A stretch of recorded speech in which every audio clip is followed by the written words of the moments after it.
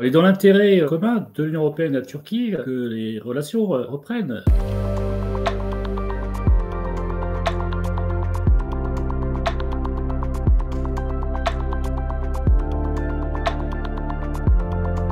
Les relations entre la Turquie et l'Union européenne ces 5 dernières années étaient plutôt distantes et assez froides.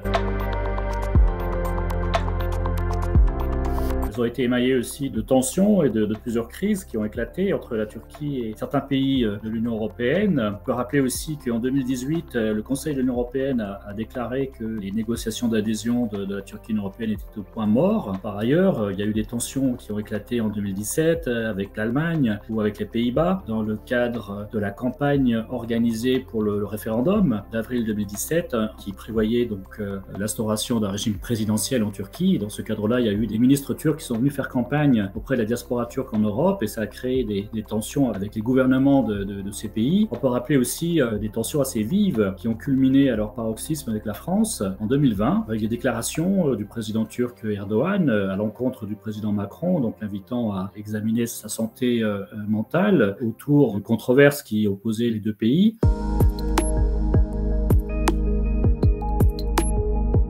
Il est dans l'intérêt commun de l'Union européenne et de la Turquie que les relations reprennent entre les deux partenaires, que le dialogue se réinstalle et qu'un certain nombre de dossiers qui étaient en suspens depuis plusieurs années, voire au-delà, puissent être traités et gérés entre les deux partenaires. Et parmi ces dossiers, il y en a plusieurs qui sont importants. L'un des principaux dossiers concerne la modernisation de l'union douanière, qui est en vigueur depuis 1996, dont la modernisation est souhaitée par la Commission européenne, notamment depuis 2016. Mais il y a d'autres enjeux qui sont essentiels pour l'Union européenne, et en particulier les enjeux migratoires. On peut rappeler que l'Union européenne a conclu un accord avec la Turquie en 2016 sur la question des réfugiés, en particulier les réfugiés syriens en Turquie, qui sont au nombre de 3 700 000 selon les estimations. Et donc la reconduction de cet accord est également un enjeu important. Et on peut également évoquer des enjeux énergétiques qui sont devenus d'autant plus importants depuis le conflit en Ukraine et la fin des livraisons d'hydrocarbures russes, en particulier le gaz, aux pays européens. Et par conséquent, l'Union européenne a besoin de diversifier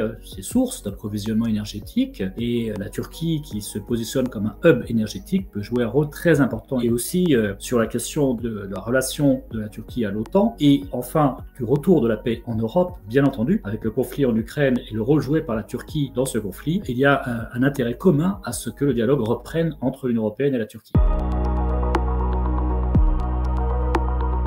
En cas de rupture des négociations d'adhésion, le coût politique de cette rupture serait considérable et elle devra être assumée aussi par l'Union européenne. Et là, on peut envisager, ce sont des hypothèses évidemment, mais que la Turquie se retourne vers d'autres interlocuteurs, d'autres partenaires, en particulier vers la Russie, à laquelle la Turquie a développé déjà des relations multidimensionnelles très importantes depuis de nombreuses années. Donc elle pourrait poursuivre et approfondir sa coopération économique et commerciale, sa coopération militaire, énergétique avec la Russie. Elle pourrait se tourner aussi vers d'autres États, comme par exemple la Chine, pour développer également des relations. Elle pourrait, outre la question de l'Union européenne, à terme s'éloigner, voire même éventuellement, même si cela paraît très difficile, quitter l'OTAN pour rejoindre d'autres organisations régionales. Alors, il pourrait s'agir de l'organisation de coopération de Shanghai, par exemple, ou d'autres organisations encore. Et donc il y aurait aussi des conséquences très négatives pour l'Union européenne en matière de sécurité migratoire.